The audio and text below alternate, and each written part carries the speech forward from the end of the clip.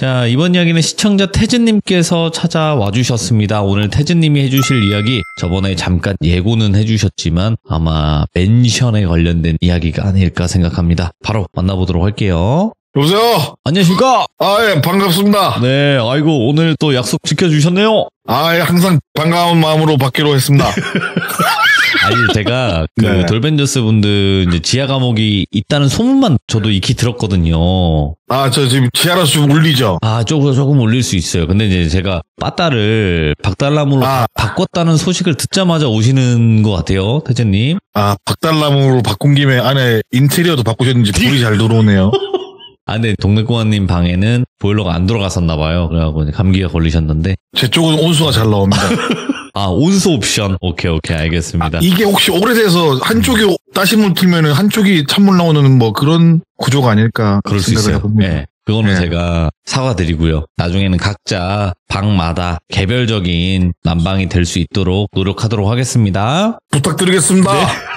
자, 오늘 태진님께서 해주실 이야기가 멘션에 관련된 이야기라고 저번에 한번 이야기하셨어요. 네, 저번에 참가했을 때 일본에서 활동하셨던 그 반달 아닌 반달 형님에 대한 얘기. 맞아요. 거기서 짧게 하고 넘어갔는데 거기에 나왔던 멘션에서 있었던 귀신에 관한 이야기입니다.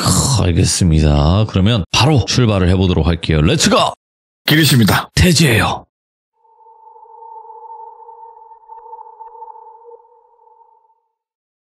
일단 돌비라고 이분은 저번에 영상에서도 칭했기 때문에 오늘도 돌비로 가겠습니다. 일본에서 안 좋은 일을 했던 사람에 관한 메인 이야기는 저번에 했었고 네. 그 안에 있는 작은 에피소드에 관한 이야기인데 일단 혹시라도 못 들으신 분들은 아주 짧게만 말씀드리면은 저번에 말씀드린 똘비라는 분은 일본에서 안 좋은 어둠의 조직에서 넓게 말해서는 해결사 혹은 각종 범죄의 뒤처리 및 장소 제공 뭐 기타 등등 네. 어둠의 경우에 부가 사업을 담당했던 곳의 직원이었고 오늘 해드릴 이야기가 이분이 숙소로 사용했던 맨션에 관한 이야기입니다. 앞에 이야기를 짧게 끊고 넘어가자면은 이 맨션은 번화가에서 벗어난 쉽게 말해서 번화가의 끝을 지나고도 그 길 끝쯤에 도달해서 나오는 맨션인데 담으로 둘러싸여진 이야기 속 맨션 부지가 나타납니다. 맨션 부지는 아무나 들어갈 수 없고 이곳은 항시 정문에 대기하고 있는 경비 인력이 있고 허가된 차량 혹은 허가된 인원만 들어갈 수 있는 구조입니다. 철문을 열고 들어가면은 중앙에 있는 도로를 기준으로 좌우로 주차장이 쭉 이어져 있고 대략 이 건물의 크기를 말하면 축구장 면적으로 짐작했을 때 한 2개 정도 되는 큰 부지의 끝에 맨션이 덩그러니 하나 있어요. 그 나머지 땅은 다 담으로 둘러싸여져 있고 외부인 출입은 극히 제한된 곳인데 아무튼 이 맨션은 직원들이 사용하는 숙소 그리고 각종 범죄 음닉 및 처리 혹은 기타 등등 여러분들이 지금 머릿속에 떠올리시는 안 좋은 일들은 거의 모든 일이 일어나는 그런 곳이에요. 처음에 똘비라는 분은 이곳을 배정받았을 때 아무것도 몰랐었고 배정받은 층수는 제일 꼭대기층이었던 8층이라고 하더라고요. 그래서 1층에서 들어설 때 8층에 방을 배정받고 직원에게 주의사항을 듣게 됩니다. 밖에서 무슨 소리가 나든 밤에는 나오지 마라. 네가 책임질 수 없는 일에 관여를 해서 발생하는 일에는 난 책임 없다. 우리는 책임 없다. 되도록 무슨 소리가 나도 나오지 말고 너 말고 다른 직원들은 1층에서 3층까지 사용하고 있으니까 나머지 4, 5, 6층은 비어있고 업무상 소리가 올라갈 수도 있어서 말을 하니까 절대 관심을 가지지 말아라 라고 경고 아닌 경고를 받게 되죠. 그리고 똘비라는 분은 앞으로 벌어질 일에 대해서는 아무것도 모르는 상태로 주변 배경과 그리고 좋은 숙소에 감명을 받았고 일전에 이야기를 했지만은 워라벨과 좋은 풍경이 그려지는 그런 인상을 주었던 맨션이었다고 해요. 맨션이 아주 이뻤다고 하더라고요. 그렇게 낯선 곳에서 생활이 시작되었는데 먼저 집 구조를 말씀드리자면은 현관으로 들어오면 바로 왼쪽편에 목욕탕이 있어요. 샤워실이라고 하는. 샤워실 안에는 욕조가 작게 있는 전형적인 일본식 목욕탕이고 현관을 바로 지나서 우측 안쪽으로는 작은 주방이 있고 현관 정면에는 거실 끝에 통창문으로 바깥쪽 풍경을 딱 볼 수 있게 되어 있다고 하더라고요. 그리고 이 맨션 끝에는 바로 강이 보이는 뷰이기 때문에 뷰가 굉장히 좋았다고 해요. 그리고 안방만 문으로 되어 있고 그 외의 문은 다다미 형식으로 되어 있습니다. 그리고 현관 기준 왼쪽 안쪽으로는 방이 2개가 마주보고 있고 그 사이로 화장실이 있었다고 해요. 아무튼 이곳에서 첫날 생활을 시작하는데 가위에 눌리게 돼요. 바로 처음 가위 눌린 날은 입사를 하고 술자리를 보내고 온 첫날에 얼큰하게 취해서 불을 탁 켜고 거실 쪽 베란다 창문을 딱 열면서 야 경치 좋다 라면서 보는데 우측 구석에 기모노를 입은 듯한 여성이 벽을 보고 서 있다고 하더라고요. 불을 킨 상태에서 마주친 이상한 존재에 대한 이질감은 들지만은 뭐지 이게 왜 방에 있지? 이 사람이 왜 방에 있지? 귀신 같진 않은데 라는 생각에 누구시냐면서 어깨를 잡아요. 어깨가 너무 차가워가지고 깜짝 놀란 다음에 다시 보니까는 그 존재는 사라지고 없었던 거예요. 뭐지? 내가 술을 많이 먹어서 헛것을 본 건가? 아니면 진짜 귀신인가? 그렇다고 생각하기엔 너무 생생한 느낌이 들었고 잠은 자야겠고 너무 피곤해서 애써 본 것들을 부정하면서 그렇게 잠에 들었다고 하더라고요. 이게 내가 술도 많이 먹어서 그런 걸 수도 있고 뭐 그렇게 뭐 무서운 느낌은 크게 안 들었다고 하더라고요. 그렇게 아침에 출근길에 오르기 위해서 맨션 정문으로 이동을 해서 차를 타고 나가려고 하는데 1층에서 딱 내려와서 정문을 향해 걷고 있는데 아주 껄렁껄렁한 남자가 말을 걸어요. 이분은 이전에 이야기에 나왔던 담아내기 과장이었고 그 과장이 하는 말이 봤어? 라고 물어보는 거예요. 그래서 똘비라는 분이 뭘 봤냐고 무슨 말씀이십니까? 라고 이렇게 되물어보니 아니 그 집에서 잠을 잤으면은 봤을 거 아니야. 안 봤어? 귀신! 진짜 귀신 안 봤어? 이런 이야기를 하게 되는 거예요. 똘비는 귀신? 이 사람이 내가 어제 여자 귀신을 본 걸 어떻게 알지? 그게 귀신이었단 말인가? 이런 생각을 하고 있는데 그 담아내기 과장이 말할 틈도 주지 않고 원래 그 집에는 그 귀신이 있다. 네 표정을 보아하니까 난 본 것 같네. 라면서 웃음을 지었다고 하더라고요. 그리고 또 말할 틈도 없이 이 담아내기 과장이나 하는 사람이 내가 재미난 이야기 해줄까? 이렇게 말을 하는데 똘비라는 분이 지금 무슨 재미난 얘기고 나발이고 지금 출근을 해야 된다. 그러니까 비켜달라. 이렇게 말을 하니까 담아내기 과장이 아니 너 출근 늦게 해도 내가 다 커버칠 수 있으니까는 이 얘기 듣고 가라. 내가 재미난 얘기 지금부터 해줄게. 자 예를 들어서 어떤 사람은 도박에 미쳐서 적금을 깨. 그러다가 돈이 없으면 뭐 하겠어? 집을 팔겠지? 차를 팔겠지? 그리고 자신 몸도 팔겠지. 정 팔 게 없으면 뭘 팔 것 같아? 라고 물어보더래요. 그런 말을 들으니까 한편으로는 어이가 없어서 모르겠는데요? 라고 똘비가 대답을 했어요. 그분이 씩 웃으면서 하는 말이 자식을 팔겠지. 이런 소리를 하는 거예요. 그리고 하는 말이 자식을 팔고 무엇을 팔까? 그 정도 상황이라면 더 이상 팔 게 없을 거 아니에요. 그래서 뭘 팔지는 모르겠다라고 말을 했어요. 그러니까 담아내기 과장이 하는 말이 그럼 자신이 가진 희망을 팔겠지. 우리는 희망을 주는 척하면서 뺏어버리지. 자, 예를 들어서 네가 우리가 시키는 짓을 하면은 빚을 탕감해 주겠다는 가정을 해보자. 너는 열심히 일하겠지. 근데 우리는 네 습성을 알아. 판을 깔아주면 또 도박을 하겠지. 그럼 우리가 더 나쁜 짓, 더러운 짓을 해서 네 손으로 도박에 다시 빠지게 하겠지. 그리고 나중에 돼서 극한으로 몰리면 우리가 너를 어쩌지 하겠지? 그럼 뭐겠어? 빚을 갚을 수 있다는 희망도 가져가고 네 남은 인생도 우리가 먹는 거지. 우리는 그런 걸 한다. 그리고 네 방에서 귀신 나오잖아. 내가 가끔 해이해지거나 인간 아닌 놈들에게 연민을 느낄 때 그곳에 올라가서 네가 어제 본 귀신을 본다. 라는 이야기를 어깨를 툭 치고 같이 출근을 하게 돼. 야, 별 미친놈을 다 본다는 생각을 하고 출근을 해서 보니 그 담아내기라는 사람은 꽤나 높은 직급이고 뭘 해도 터치를 아무도 안 해요. 사무실에서 뭐 야한 잡지를 보든 만화책을 보든 소리를 지르든 터치를 아무도 안 해요. 그러니까 그만큼 높은 사람인 거죠. 그리고 일전에 했던 이야기와 이어지는 부분인데 여기서 숙소로 들어오기 전에 담아내기 과장과의 어떤 에피소드를 치른 뒤에 여기서 벗어날 수 없다는 걸 인지하고 일을 제대로 해야겠구나 라고 마음먹기 시작했고 똘비가 묵고 있던 숙소 천장에 있던 채들을 치우면서 내부로 둘둘 쌓인 담아내기 과장이 와서 잘 처리하고 좋은 곳 가서 기도하면은 앞으로 네 꿈이 나타나지 않을 거다 라는 말까지 하고 오늘부터 걱정하지 말고 잠을 자라. 귀신은 더 이상 없다. 까지가 본편에서 제가 얘기를 했어요. 그리고 이날 주인공 똘비는 담아내기 과장한테 그렇게 맞고 울면서 잠에 들었어요. 잠에 들었는데 전날에 봤던 여자가 또 나타났다고 하더라고요. 근데 그 여자가 손으로 창문을 가리키면서 한자 같은 걸 적는데 무슨 말인지 모르는 한자를 막 적고 있더래요. 이게 무슨 한자인가 라는 생각을 하는데 계속 같은 한자만 적다가 똘비는 꿈에서 깨요.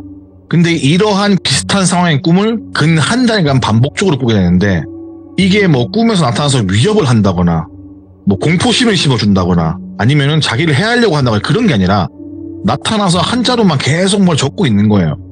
근데 그게 뭐 그냥 따지고 보면은 그냥 개꿈일 수도 있고 나한테 뭘 해를 가하지 않으니까 일상생활 하는 게 더 바쁘다 보니까 그 당시 때는 그 꿈에 대한 뭐 두려움이 없으니 단지 그냥 반복되는 짜증나는 일상이다. 나는 생각으로 치우치고 생활했다고 하더라고요.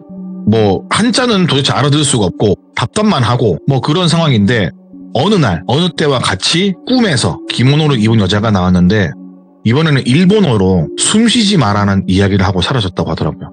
근데 귀에 대고 그런 얘기를 했는데 숨결이 너무 차가워가지고 눈이 번쩍 뜨이더래요. 그때 뭐야 이러는 순간 거실 방바닥에서 다다다다다 다다다다다 두다다다다 이런 소리가 들리더래요. 이게 무슨 소리지? 라는 생각에 살짝 문을 열었는데 똘비가 봤던 풍경은 거실 바닥을 딛고 돌아다니는 어떤 덩어리를 보게 된 거예요. 덩어리. 그 소리가 돌아다니면서 다다다다닥 다다다닥 이런 소리를 내는 거예요. 이게 뭔가 싶어서 계속 보게 되죠. 이제 사람이 어둠에 눈이 익숙해지면서 보이잖아요. 달빛에 의해서. 근데 이 형체를 가만히 보고 있으니까는 팔만 달린 어떤 기괴한 모습을 가진 형체를 보게 된 거예요. 거실을 돌아다니면서 뭘 찾고 있는 건데 뭔진 모르겠고 막 돌아다니고 있는 거예요. 근데 이 괴물에 대한 설명을 들었을 때 제가 생각했던 건 뭐냐면은 공포게임 중에 그림자 복도라는 게임이 있어요. 거기에 나오는 달리는 배자라는 괴물이 있거든요. 그 괴물이 약간 손이랑 얼굴로만 이루어진 그런 괴물인데 그런 거랑 비슷하지 않을까라는 생각이 들었어요. 제가 설명을 들으면서. 아무튼 그런 괴물이 거실을 다다다다닥 돌아다니고 있는 거예요. 계속. 근데 그 달리는 배자 같은 괴물을 자신을 발견했다고 느끼는 순간 꿈속에서 매일 나왔던 그리고 오늘은 귀에 대고 숨쉬지 말라고 말을 했던 그 귀신의 말이 떠오르면서 숨을 참았어요. 근데 숨을 참기 직전에 그 귀신과 눈이 마주친 듯한 그런 느낌을 받았다고 하더라고요. 그리고 숨을 참고 바로 방 구석으로 숨었는데 그 사이에 괴물은 들어와서 방을 돌아다니고 있고 다다다다다 거리면서 찾고 있는 거죠. 이제 이 광경을 보면서도 똘비는 이게 꿈인가 이게 생신가 이런 모를 정도로 무서웠다고 하더라고요.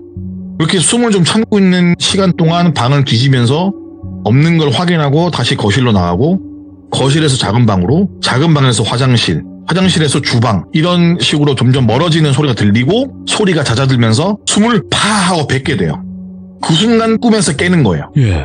아 이것도 꿈이었구나. 꿈 안에 꿈이었구나 라는 생각을 했고 그날 출근을 하는데 오늘 본 귀신의 모습은 평상시와 너무 다른 귀신의 모습이라서 어안이 벙벙했고 그날 저녁에 잠을 들려고 하는데 너무 탐탁치가 않더래요. 잠을 자기가. 또 그 귀신이 나올까봐. 근데 이 똘비라는 분의 형편상 숙소로 바꿔달라 하거나 이렇게 말할 수가 없는 위치이기 때문에 어쩌지라는 생각에 걱정을 했지만은 또 몸이 피곤하니까는 잠이 들었겠죠? 아 오늘 안 나오겠지라는 생각으로 잠에 들게 돼요. 그리고 어느 정도 잠에 들었다 생각할 때 또 귓가에 차가운 숨소리로 숨쉬마 라는 이야기를 듣고 눈을 또 뜨게 돼요. 어제와 똑같이 거실 바닥에서 다다다다다 돌아다니고 있는 그 귀신이 있고 그 귀신을 보는 순간 숨을 참고 어제와 마찬가지로 그 귀신이 사라질 때까지 숨을 참고 파 하고 숨을 뱉으니까 또 꿈이 깨버린 거예요. 이 상황을 이틀째 겪으니까는 뭔가 이상한 일이 벌어진 거다. 이거는 이게 그냥 넘길 일이 아니다 라는 생각에 무섭지만은 그 다음날 다만에게 과장한테 이틀간 있던 이야기를 하게 돼요. 근데 다만에게 과장이 잘 듣더니 웃더래요. 야 그래 네가 본 거 그거 각닭이다. 각닭이. 각닭이? 각닭이라는 귀신이 있대요. 일본에. 그거 원래 그 큰 모기 같은 거 아닌가? 네 근데 그 각닭이라고 불리는 귀신이 있대요. 원래 우리는 곤충 중에서 팔다리 긴 그런 거 있잖아요. 그런 거 생각하는데 각닭이라는 귀신이 뭐냐면은 자신에게 없는 신체를 살아있는 사람을 통해서 얻거나 죽은 체에서 얻는 요괴래요. 각닭이로 유명한 일화를 가진 게 이 지역이고 아마도 네가 본 건 각닭이다. 손만 있던 게 아니라 손발 다 있었을 건데 이렇게 말하는 거예요. 본 것처럼 마치. 그래서 과장님 봤냐고 하니까 아니 여기는 손발 취급 안 하거든. 이 말을 하는 거예요. 그러니까는 여기서 안 좋게 되신 분들이 각닭이가 된 거예요. 이 손 다리를 찾는 데가 없으면은 아마도 남은 게 그런 부위다 보니 그래서 각닭이가 생긴 것 같다라고 웃으면서 말을 하는 거예요. 근데 이 미친놈은 이런 이야기 하면서 웃네. 희한했고 아무렇지도 않게 말하는 게 흥미로웠대요. 그래서 또 다만의 과장이 말하기를 야, 네 꿈에 그놈이 나왔다는 것은 이제 내가 말해줘도 될 것 같다. 우리가 왜 1, 3층을 쓰고 너가 쓰는 7층을 제외하고 왜 4, 5, 6층을 안 쓰는지 알려줄까? 라는 이야기를 하게 되는 거예요. 궁금하잖아요. 근데 이 시점은 어느 정도 이곳 생활에 적응을 해서 이 조직에서 조직원 아닌 조직원 같은 느낌이 들 정도로 일을 하고 있던 시기라 네. 이유를 말해달라고 했어요. 그래서 담아내기 과장이 말하기를 이거는 이 지역의 방언 그리고 토속 신앙으로 이어지는 건데 이곳 지명과 특정 단어를 붙여 읽으면 뜻이 하나가 다른 게 생기는 단어가 있대요. 근데 그거를 흔히 말해서 표준어로 바꾸면은 윤회래요. 윤회. 이게 표준어로 하면 윤회다. 솔직히 자세한 설명은 나도 모르고 아무튼 이 지역은 신토와 불교가 특히나 개성이 강한 지역이래요. 그래서 제가 신토가 뭔지 물어봤는데 일본에서 이제 그 많은 신사들이 있잖아요. 그런 곳들이 뭐 신토와 관련이 있다고 하더라고요. 그리고 또 이곳이 일본식 불교의 종파의 주춧돌인 지역의 인근이기도 해요. 오, 예. 그래서 여기 사람들은 의미를 부여하는 사물이나 물체 혹은 장소가 있대요. 아, 예. 이게 신토와 불교가 합쳐져서. 그래서 거기에 4, 5층, 6층이 윤회와 관련된 숫자고 우리는 나쁜 놈들이지만은 이 지역의 신토를 무시하면서까지 일하지 않는데요. 여기 출신도 많고 그리고 이런 신토나 여기서 개성이 있는 그런 것들을 무시하면서 일을 하면은 관심 받을 거 아니에요. 예를 들어 전라도에서 갑자기 뭐 다른 지역 사투리 쓰면서 난 전라도 사람입니다 말하면 야 전라도 사람이 사투리를 왜 안 쓰냐 이렇게 할 거 아니에요. 그럼 비슷한 거죠. 그럼 관심을 받겠죠. 그럼 관심 받고 싶지 않으니까는 그 개성을 존중해 줘야 돼서 이런 거를 하는 거예요.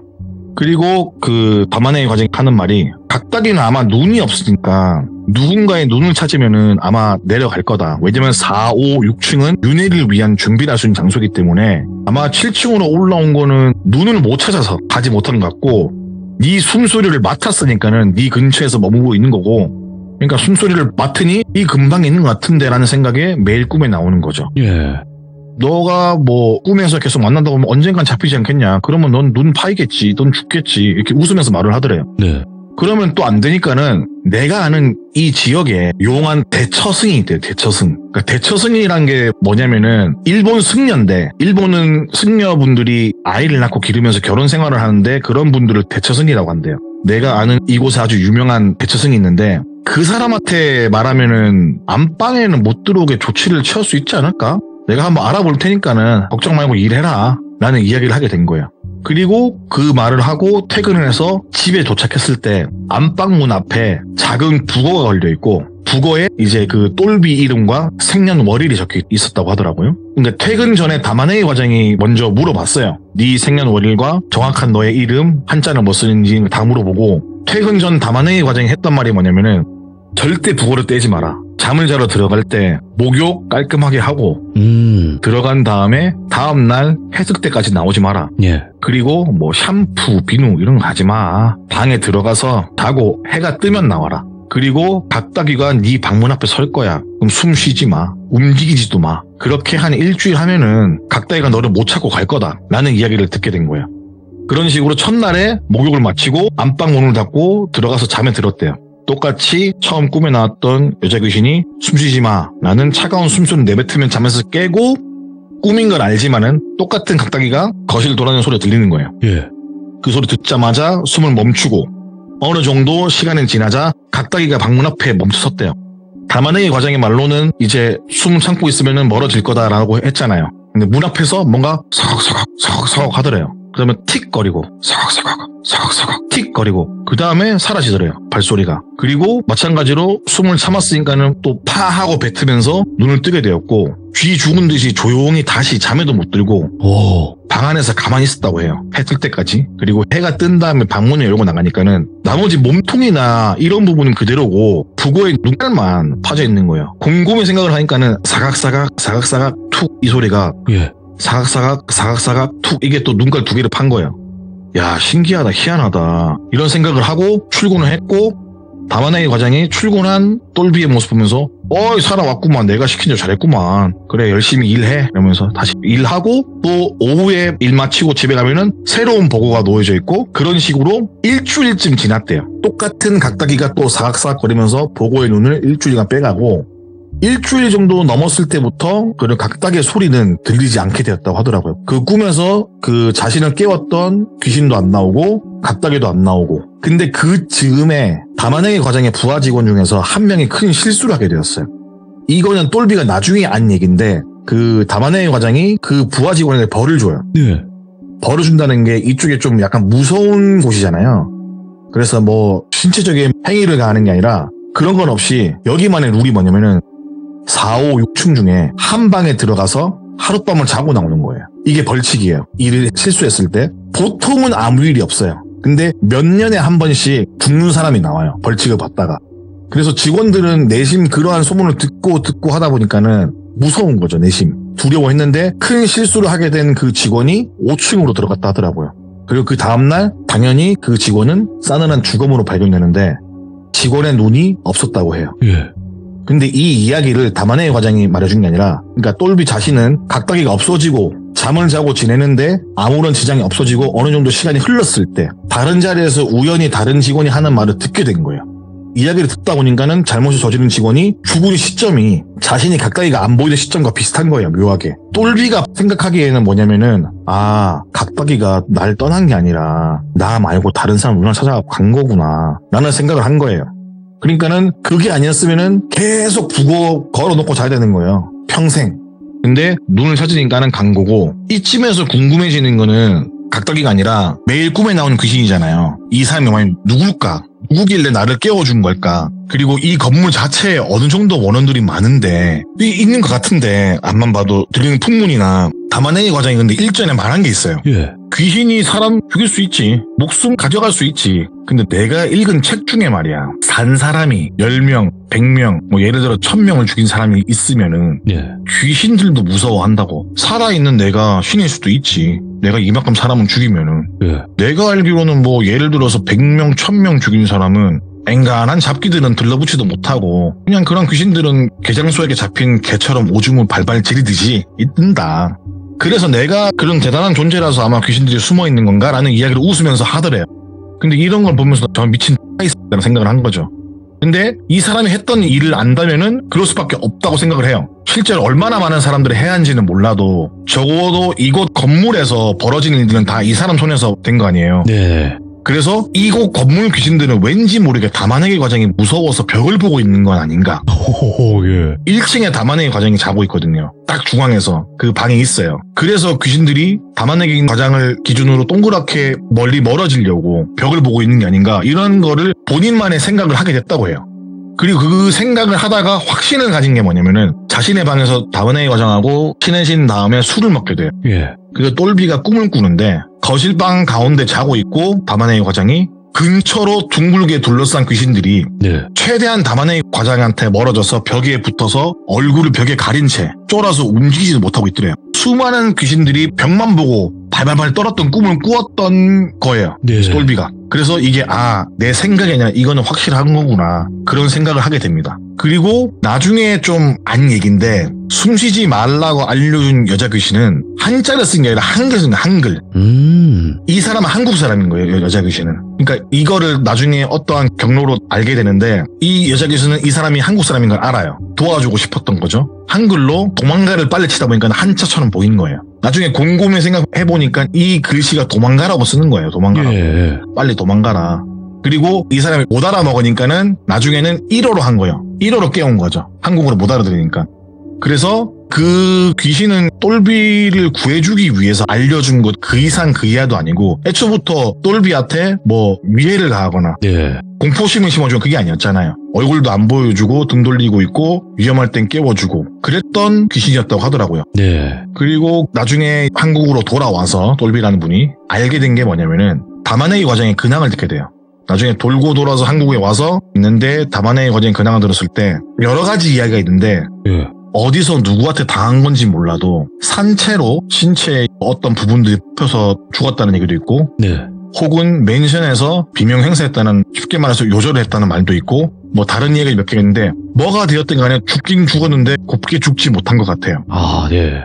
그래서 아마도 똘비라는 분이 생각하기에 그 많은 귀신들이 쌓이다 보면은 화도 쌓이면은 폭발을 하잖아요. 네. 그렇게 안 좋은 기운을 가진 귀신들이 폭발을 해버려갖고 해야 하지 않았을까 예. 라는 생각을 가지게 됐다 하더라고요. 태진님께서 오늘도 이렇게 이야기 바쁘신 와중에 이렇게 들려주셔서 다시 한번 감사드리고 다음에 또 다른 이야기로 찾아와 주세요. 예, 충성! 충성!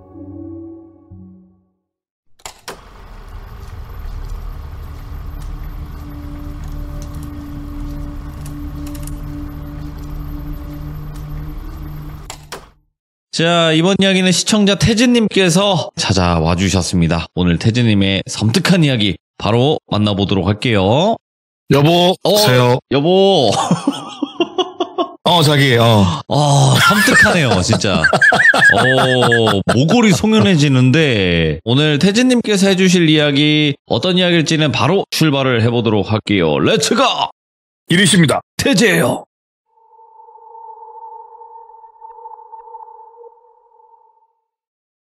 일단 제가 사는 곳은 현재는 울산이고 제 고향도 울산입니다. 저는 대학교 이외에는 20대 때 빼고는 거의 다 울산에서 살았고 제 고향에는 풍경이 아주 좋은 산들이 좀 있어요. 흔히 유명한 것은 영남 알프스라고 불리는 그런 곳이 있는데 거기는 스키장도 있고 산세가 꽤 험해요. 태백산맥 끝자락이라서 좀 험한데 가끔 기분 전환하고 싶을 때 놀러 가기도 하고 여름 휴가 때 놀러도 갑니다. 근데 이 이야기를 해주신 할머니께서 그곳에 살고 계신데 정확한 지역은 청도일 수도 있고 경주시일 수도 있고 양산일 수도 있고 밀양일 수도 있어요.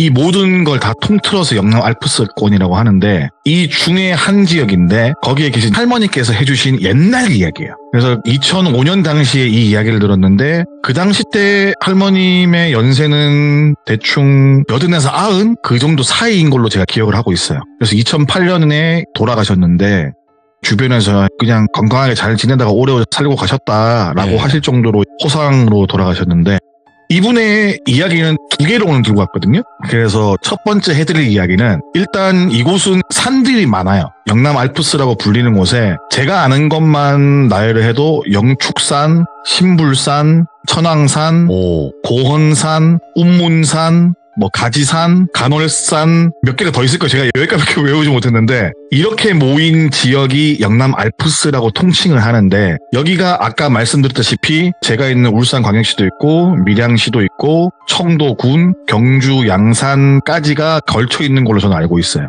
일단 이 시기는 1900년대 초반이에요. 근데 예로부터 이곳 지역에는 구미호에 관한 이야기가 좀 심심치 않게 떠돌았거든요. 이 산을 넘던 보부상이 간이 뽑힌 채 죽었다. 혹은 이곳에서 과부가 된 어떤 여자가 산해와 눈이 맞아서 마을을 벗어나 넘다가 구미호에게 홀려서 죽었다. 혹은 나라님이 일을 보러 오시다가 간이 뽑힌 채 돌아가셨다. 라는 이런 설화나 옛날 소문들이 심심치 않게 마을에 들려왔었어요. 그러니까 아는 지인 할머니께서도 어릴 때 이런 이야기를 굉장히 자주 들으면서 자라셨는데 여기가 안개가 자주 껴요. 이 지역을 가보신 분은 아시겠지만은 대체적으로 여기 영남 알프스라는 곳 자체가 안개가 자주 끼고 비도 좀 다른 곳보다 많이 온다고 저는 개인적으로 생각을 합니다. 그래서 그 마을 넘어서 산등성에 있는 봉우리를 넘어가서는 놀지 말라는, 그러니까 마을에 있는 산등성이 넘어 봉우리가 있어요. 그 봉우리 이름이 있는데 지금은 말씀해 주셔서 기억이 안 나서 그냥 돌비 봉우리로 칭하겠습니다. 안개 끼고 이런 날에는 돌비 봉우리는 넘지 마라. 근데 그 봉우리 넘기 전에는 사찰이 하나 있어요. 작은 사찰이 있는데 안개가 짙어지고 비가 좀 오는 날이면 스님들이 사찰의 문을 닫아요. 그러면은 그 봉우리로 올라갈 수가 없어요. 어차피. 그래서 마을 사람들은 그런 날에는 이동이나 왕래가 거의 없고 집에서 지내는 날이 많았대요. 지금으로 치면은 장마철일 수도 있고 그럴 수도 있는데 그 동네 사람들은 바딜 이런 것도 해야 하니까는 5인 1조로 작업을 하러 갔다 하더라고요. 비가 오는 날이나 혹은 안개가 심하게 낀 날인데 나가야 된다면 굳이 5인 1조로 움직였다고 하고 마을에서 나고 자란 어린 아이들은 보통 집에서 벗어나지 않고 집 앞 마당이나 아니면 집 안에서 놀았다고 하더라고요. 근데 사람이라는 게 날씨가 굽고 안개가 낀다고 해도 할 건 해야 되잖아요. 먹고 살아야 되니까. 보통 일을 하러 나가시면은 이 이야기를 해주신 할머니 분을 돌순이라고 칭하겠습니다. 돌순이 집이 마당이 넓어요.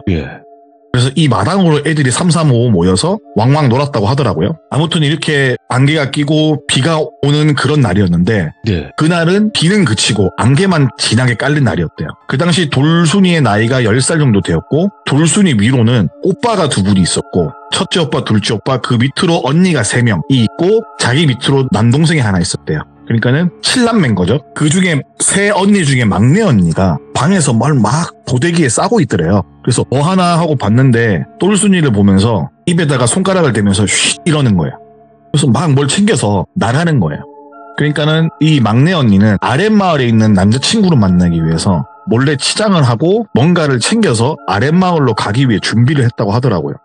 근데 우연찮게 이 광경을 본 돌순이는 언니가 짐을 싸는 동안 정신없을 때 후다닥 오빠하고 다른 언니에게 이 일을 알렸대요. 큰오빠 여기 막내 언니가 뭐 어디 간다, 뭔가 싸고 있다, 잡아야 된다 이렇게 말을 해서 뒷방에 있던 큰오빠와 작은오빠 그리고 언니들이 버선발로 막내 언니를 잡으려고 딱 왔는데 이미 집을 벗어났어요. 그 사이에. 그래서 큰오빠가 마을로 내려가는 샛길이 하나 있었다고 하더라고요. 그 오래된 사찰 말고 따로 내려가는 샛길이 있는데 그쪽으로 막 뛰어가더래요. 그래서 작은오빠도 뛰어가고 같이 이제 남은 두 언니들은 밭에 계시는 부모님한테 이야기를 고하기 위해서 달려갔다고 하더라고요. 순식간에 막내 언니가 도망가는 순간 오빠들은 쫓아오고 언니들은 부모님을 모시러 가고 집에 똘순이하고 남동생이 함께 집에 남았대요. 그렇게 하염없이 기다리는 도중에 안개 사이에서 뭔가 되게 차가운 느낌을 받았대요. 그래서 그 10살 어린 나이인데 갑자기 뭔가 여기 있으면 안 될 것 같고 불안감이 너무 휩싸여서 마당에서 흙놀이를 막 하고 있던 남동생을 안고 안방으로 들어가 버렸어요. 안방으로 들어가서 안방 그 문에서 구멍이 난 부분이 있어서 그쪽으로 마당을 계속 쳐다보고 있는데 한 4, 5분쯤 지났을 때 마당에서 터벅터벅 소리가 들려요. 듣는 순간 아 오빠 아니면 언니 온 거구나 하고 문을 열고 소리를 내서 인사를 하려고 하는데 그 당시 때는 고무신도 비싸던 시기라서 거의 집신이거나 옛날에는 나무로 신발을 많이 해서 신었대요. 남학신 같은 그런 신발들을 많이 신었다고 하는데 그런 소리가 아니라 뭔가 앞발을 딛는 소리 있죠. 좀 더 큰 뭔가가 땅을 넓게 딱 딛는 소리 있잖아요. 탁탁탁 거리는 발소리가 아니라 뭔가 철푸덕철푸덕 거리는 그런 툭툭 뭔가 밟는 소리가 나는 것 같아서 구멍을 그냥 계속 보고 있었대요. 다시 소리를 지르지 않고. 그러니까 안개가 자욱한 마당에서 어떤 옷을 입은 무언가가 앉아가지고 남동생이 만지던 흙, 작은 조약돌을 막 만지작거리면서 쭈그려 앉아 있었다고 하더라고요. 근데 누구지? 이런 생각으로 계속 보는데 형체가 되게 하얗대요. 그 모습이 되게 기이해서 자세히 보니까는 꼬리가 뒤로 한 3-4개 튀어나와 있었다고 하더라고요. 그 순간 이 똘순이는 아 저건 간 빼먹는 구미호구나 그런 생각에 남동생 입을 틀어막고 자신도 입을 틀어막고 숨죽여 있는 와중에 그렇게 한참 시간을 보내는데 멀리서 시끄러운 소리가 들리더래요. 그 소리가 뭔고 하니 부모님 소리하고 오빠 소리 그리고 언니들 소리가 막 나는 거예요. 그 소리가 들리는 순간 그 하얀 형체를 띤 기괴한 모습을 가진 짐승인지 사람인지 모르는 게 사라지더래요. 담을 넘어서. 그리고 그 기괴한 모습을 가진 게 사라지고 한 10에서 15초 정도 지났을 때 가족들이 마당으로 들어오는 걸 보게 된 거예요. 그래서 그 소리에 문을 열고 소리를 내면서 막 울었대요. 방금 뭐가 있었다 이러면서 울면서 큰오빠 품에 딱 안겼대요. 무슨 일이야 이렇게 말을 하겠죠. 큰오빠가 아니 방금 뭐가 이렇게 있었고 이렇게 있었는데 막내 동생이 돌 만지고 흙 만지고 그러니까 무슨 소리야 천천히 얘기를 해봐 이렇게 말하니까는 구미호 봤다고 구미호 이렇게 말을 했어요. 그러니까는 큰오빠 부모님께서 하시는 말씀이 구미호가 어딨냐 응? 다 미신이고 그런 건데 그냥 어른들이 너희들 무서워라고 한 얘기지 구미호가 어딨어 이렇게 그냥 넘겨짚더래요. 그냥 아무 일도 아닌 듯이 이렇게 하길래 아니다 진짜 구미호를 내가 봤다. 봤고 내가 그래서 하얀 꼬리도 봤다. 그러니까 네가 지금 혼자 집에 있으니까는 날도 이러니까는 잘못 본 거겠지. 구미호는 없다. 무슨 구미호냐 아니면 뭐 짐승 같은 거 봤겠지 걔나 이러면서 말을 했다니까 아니다 구미호다. 꼬리가 3-4개가 있었다니까는 그냥 동네 들깨일 수도 있고 야 쓸데없는 소리 하지 말고 빨리 방에나 들어가 이렇게 말을 한 거예요. 근데 와중에 큰오빠가 막내 언니를 끌고 와가지고 혼내는 거예요. 근데 막내 언니는 뭐 어디 간 게 뭔가를 싸서 갔다 그랬잖아요. 집안에 돈 되는 거를 찾아가지고 아랫마을 총각이랑 여기를 벗어나서 살려고 했던 거야. 도망치다 잡혀온 거고 그렇게 된 건데 그 돌순이 혼자 구미호를 봤잖아요. 근데 남동생한테 한번 슬쩍 물어봤대요. 그 돌순이가 10살이었고 남동생이 이제 한 7살쯤 됐는데 남동생이 하는 말이 뭐냐면은 보통 언니들 품에서 큰 남자애들은 언니라고 많이 말을 하거든 누나보다. 그래서 그 남동생이 말하길 언니 사실 나도 봤다. 그리고 언니가 큰형한테 구미호 이야기할 때 담 넘어서 구미호가 언니 죽일 듯이 노려보고 있었다고 라는 이야기를 듣게 돼요. 그리고 그 이후로 구미호를 본 적이 있거나 비슷한 형상 겪은 적이 없는데 10살에 봤던 거를 기억을 아직도 하고 있고 그 평생 그곳에서 나고 자라신 분인데 날이 흐리고 비가 오거나 안개가 끼는 날은 그 이후로 밖으로 절대 안 나간대요. 이게 첫 번째 이야기고 두 번째 이야기는 뭐냐면은 이 마을에 좀 정신이 이상하신 분이 하나 있어요. 머리에 꽃을 꼽는 그런 분이 한 분 계신데 네. 그 돌순이가 혼례를 올리고 얼마 안 되었을 때 그 마을에서 그 머리에 꽃을 꽂은 사람을 갑순이라고 할게요. 네. 갑순이라는 이제 동네에서 유명한 그런 분이 있었어요. 근데 마을 사람들은 애가 버섯을 잘못 먹었다, 혹은 양잿물을 마셨다, 예. 뭐 등등 소문이 무성했어요. 갑자기 바뀐 거거든요. 원래는 정상이었는데 아. 미쳐버린 거예요. 사실 갑순이랑 돌순이랑 나이가 비슷해요. 그리고 머리에 꽃을 꽂은 갑순이는 사실 이 마을 아이가 아니었다고 하더라고요. 그러니까 시간은 또 거슬러 올라가서 돌순이가 10살 때 구미호를 봤다고 했잖아요. 예. 그게 얼마 지나지 않았을 때 어떤 할머님이 갑순이를 데리고 마을로 올라오셨대요. 나중에 알게 된 사실은 그 할머니는 그 마을 원래 있던 무당분이셨어요. 그리고 마을에서 지내던 어느 날 자기 신딸을 데려와야겠다고, 구해서 데려오겠다고 가시고 10수년 만에 갑순이를 데리고 마을로 오신 거죠. 그러니까는 돌순이는 처음 보는 할머니죠. 왜냐면 돌순이가 태어나기 전에 신딸을 데리러 가겠다, 구해오겠다 가신 그 무당분이 그 갑순이를 데리고 오신 거니까. 시골 마을, 특히 작은 부락의 특성은 또래 친구가 귀하기도 하잖아요. 큰 마을도 아니고. 친하게 지내고 싶었는데 무당 할머니가 절대적으로 외부인과의 접촉을 멀리했다고 하더라고요. 근데 그 할머니 무당이 계신 곳은 아까도 말씀드렸다시피 사찰이 있다 그랬잖아요. 작은 사찰. 거기 넘어서 오르막길 끝에 딱 보이는 위치에 있었는데 거기는 날이 좋아도 약간 음습한 기운이 있다고 하더라고요. 약간 그늘진 그런 느낌, 조금 멀기도 하고, 그리고 애초부터 가봤자 잘 보지를 못하니까는 그렇게 뭐 관심을 끄고 살았는데, 가끔은 시주 받으러 오시는 스님들도 있고, 혹은 마을에 제를 지내거나 행사가 있으면은 항상 상석에 그 무당 할머니가 참석하시고, 음식이 떨어질만 하면은 마을 이장님이나 뭐 마을 사람들이 일주일에 한두 번 정도는 방문해서 음식 드리고 그랬다고 하더라고요. 그리고 그런 어른들을 제외하고 아이들이 이곳에 올라가려고 하잖아요. 한창 호기심이 왕성한 나이니까. 근데 보통 이놈하고 보내는 게 아니라 그걸 발견한 사람이 마을 어른이 만약에 어린애가 올라가는 거 보면은 머리끄댕이를 잡고가지고 그냥 흠식대요 그냥. 이러다 애 죽겠다 싶을 때 된대요. 그리고 다른 마을 어른들 말리지도 않는데요. 가지 말라고 해도 말을 안 듣냐면서 오히려 더 손가락질을 하실 정도로 그런 모습을 보니까는 애들이 접근을 안 하죠. 그래서 가끔 이제 그 돌순이는 나무를 캐거나 그러면서 옆에 있는 산 등성이를 타면은 그 집이 바라보이는 위치가 있대요. 그래서 가끔 쳐다보면은 갑순이가 쭈그려 앉아가지고 자기하고 눈인사를 했대요. 그 모습을 보고 돌순이는 갑순이 쪽으로 손을 흔들기도 했고, 그러는 갑순이는 웃으면서 돌순이 쪽으로 손을 흔들어서 인사를 했다 하더라고요. 그러니까 돌순이라는 분은 누구보다 친구가 되고 싶었대요. 말도 해보고 싶고. 그래서 유독 더 자주 올라가서 눈인사도 하고 인사도 하고 이렇게 지냈다고 하더라고요. 그러다가 몇 해가 흘러서 돌순이가 어른이 되고 혼례를 치르고 몇 해가 지나서 그 무당 할머니께 돌아가셔요. 그리고 이제 갑순이라는 아이가 이 마을에서 이제 무당 일을 하게 된 거예요. 제를 지내거나 마을에서 뭐 큰 행사가 있으면은 와서 뭐 신경 좀 써주고, 이러던 와중에 몇 해 동안은 잘 보는 시기가 있었는데 그 시기가 지나고 한 몇 해쯤 지나니까 그때 갑순이가 미친 거예요. 예를 들어서 뭐 웃으면서 마을을 돌아다니고 길거리에서 그냥 아무데나 잠을 자고 뭐 되게 많은 행동들을 했다 하더라고요. 기이한 행동들을. 그러다가 어느 날은 정신이 돌아와요. 그러면 그 무당 할머니 집을 다시 올라가서 안 나와요. 집고 생활을 해요.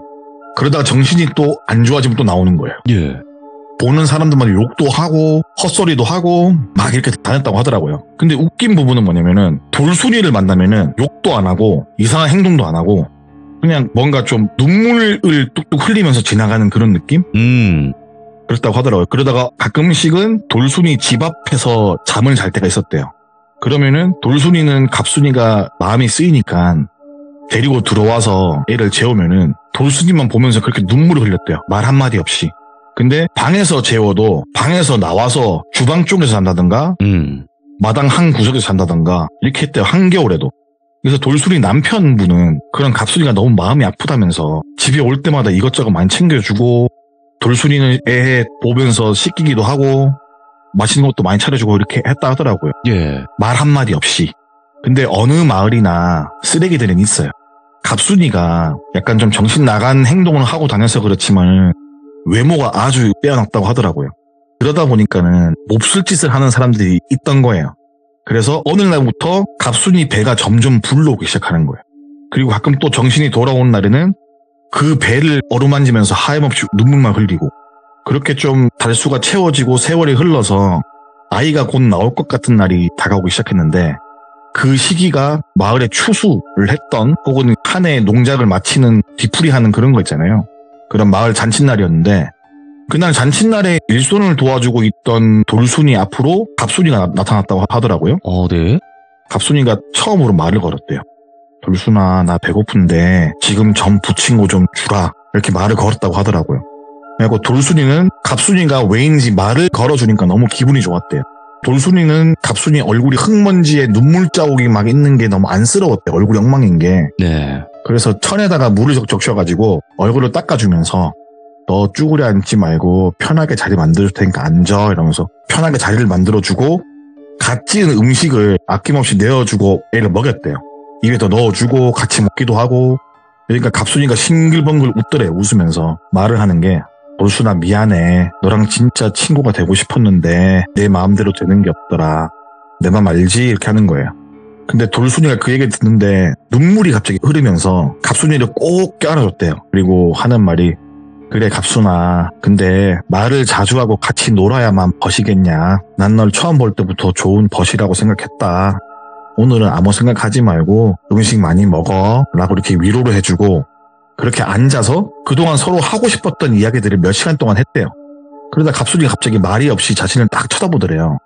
너 첫째는 공부를 시키면은 남에게 존경받는 나으리가 될 거고, 둘째는 말수도 적고 그런데 속이 되게 깊네. 애 다그치지 말고 키우면은 혼자 지 밥벌이 잘하는 심성고운 애가 될 거다 라고 하더래요. 그리고 돌순이 배를 만지면서 하는 말이, 삼신할매가 다 뜻이 있으니까는 점지해 주시는 거야. 웃으면서 배를 만지는데 사실 이때 돌순이가 책 기운이 있었다고 하더라고요.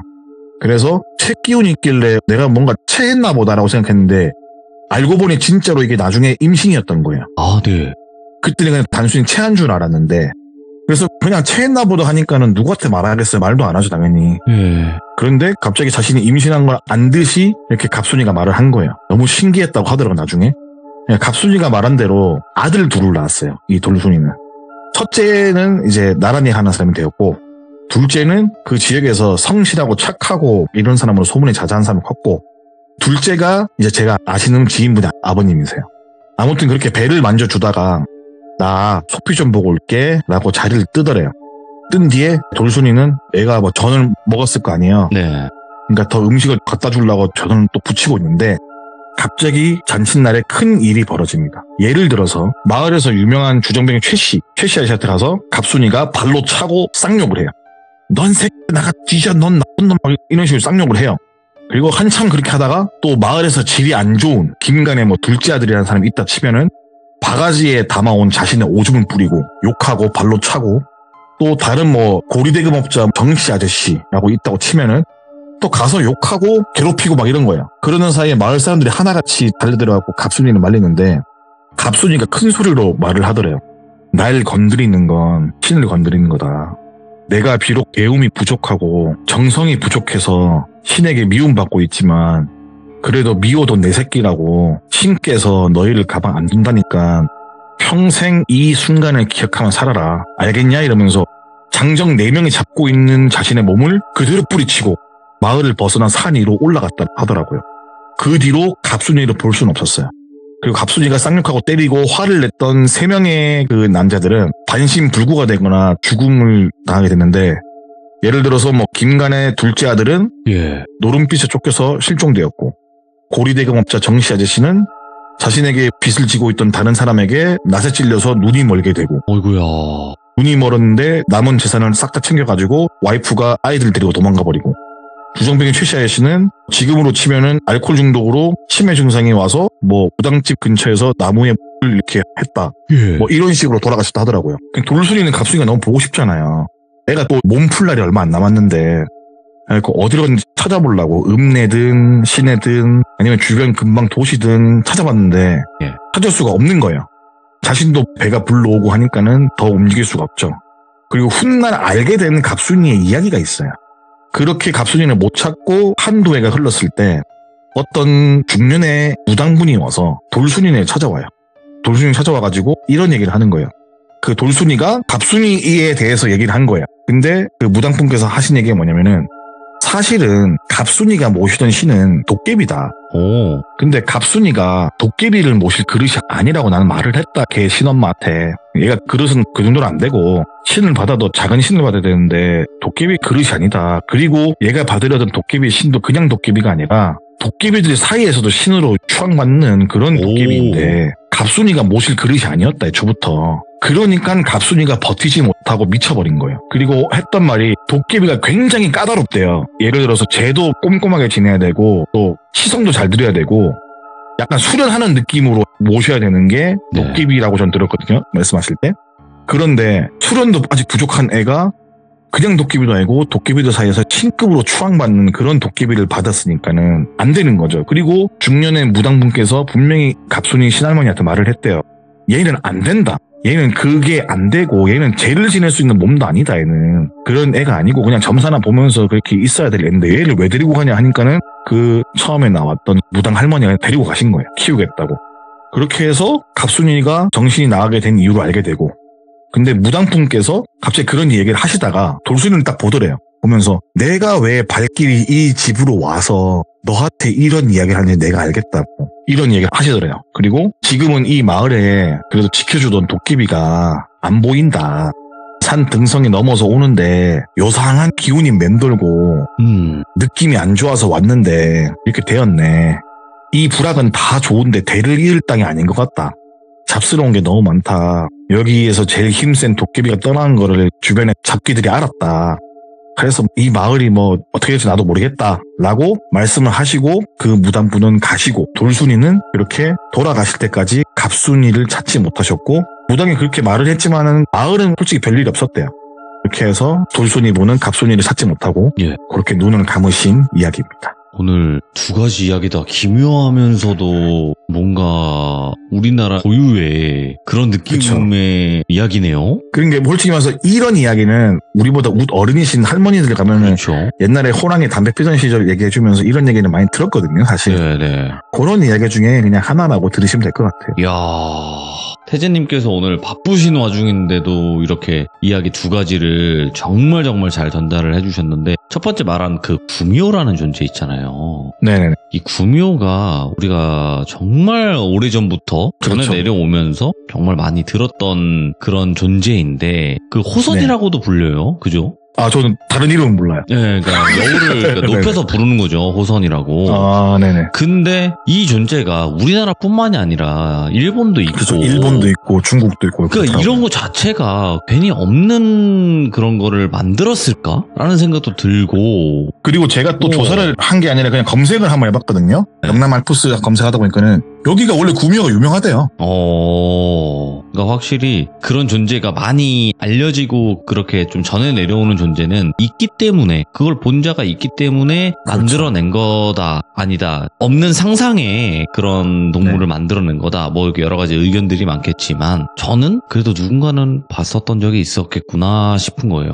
장산범이라든가 구미호라든가 도깨비라든가 뭐 이런 흔히 말하는 요괴라는 그런 것들은 다 있는 것 같아요. 솔직히 말해서. 맞아요. 있다고 생각을 합니다. 귀신도 있고 악귀도 있고 악신도 있다고 다 하는데 그거 없겠습니까? 그죠? 영물이라는 사람도 것도 종류가 많듯이. 맞죠. 네. 아이고 오늘 생각합니다. 그래도 들려주셔서 너무너무 감사드리고 다음번에 또 다른 이야기로 찾아와 주시는 태진님이 되시길 바라겠습니다. 아예 불꽃 같은 남자 울산의 사랑 태진은 가겠습니다. 울산의 사랑 들어가십시오. 네. 충성. 네, 감사합니다. 울산의 사랑은 또 한 번 돌아오실 거라 생각을 합니다. 여러분들께서도 들었던 이야기 아니면 겪었던 이야기 중에서 이런 기묘한데 또 섬뜩한 이야기들이 분명히 있습니다. 꼭 들려주시길 바라겠습니다. 감사합니다.